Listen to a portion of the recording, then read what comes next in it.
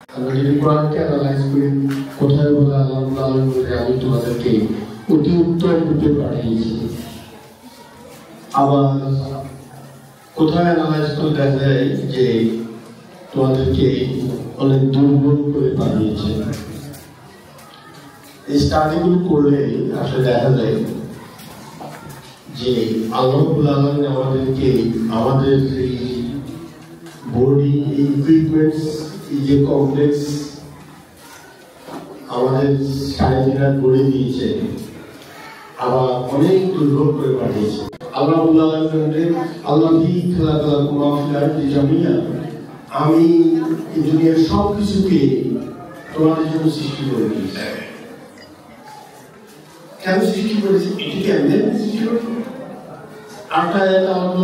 আমি পৃথিবীর কোনো কিছুই বিনা কারণে সৃষ্টি করিনি।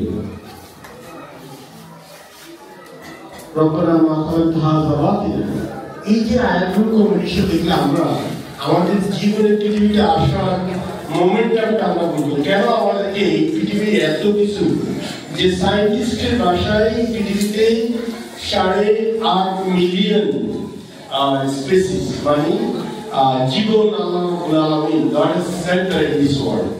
এত কিছুকে আমাদের জন্য, আমাদের অধীনস্থ করে দেওয়া পরে আমার আর আপনাকে দুনিয়াতে হানাহানি, কাটাকাটি, এনিমেলের মতো বড় হওয়ার জন্য সৃষ্টি করেছে? আমাদের কি কোনো জাস্টিফিকেশন হবে না?